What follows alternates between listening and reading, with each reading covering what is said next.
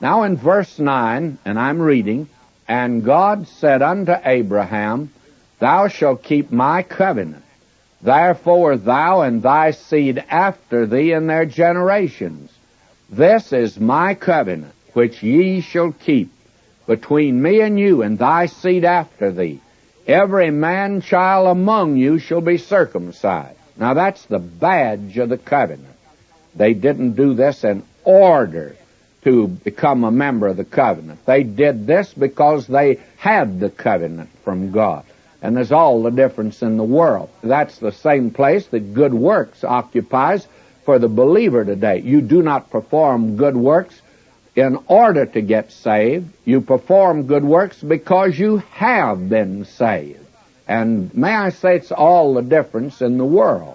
As a boy, I remember when I went away from home, I did get in a lot of trouble.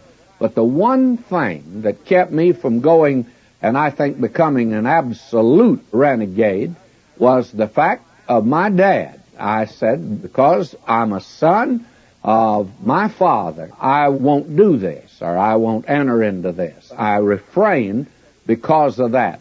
Now, I didn't become his son because I didn't do certain things. I was already his son, but because I was. Now, that's the badge of the covenant, is circumcision. The thing that put them under the covenant wasn't circumcision. That was the badge of it, the evidence of it. And God gives this to them now.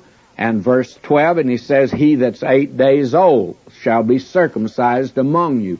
And if you'll notice how meticulous the record is concerning the birth of Christ, how all the law was fulfilled in connection of the birth of this little baby, that he was a son of Abraham, he was a son of David, he was in the line, and on the 8th day he was circumcised. He was born under the law, Paul says.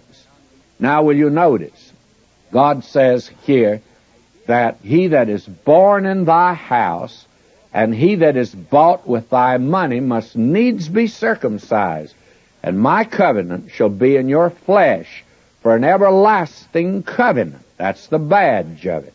They didn't have to do that in order to get the covenant. God had already made it for them. And I trust that you see that.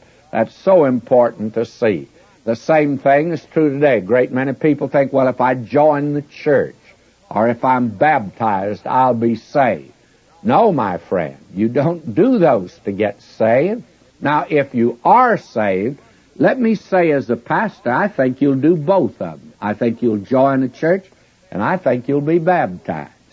But you don't do that to get saved. We need to keep the cart where it belongs, following the horse, and not get the cart before the horse. In fact, the horse is in the cart today for the thinking of many relative to salvation.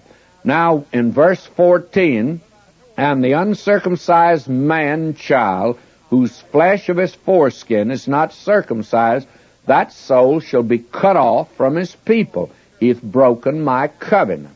Now you see, the fact that there were those that disobeyed, and you'll find out that practically the entire nation had disobeyed when they came out of the land of Egypt. But the thing was, that did not militate against the covenant. It just meant that individual would be put out. But as far as the nation is concerned, no individual or group could destroy this covenant God had made with Abraham and his seed after him. It's an everlasting covenant. That man has broken the covenant. He's put out, but the covenant stands. That's how marvelous it is.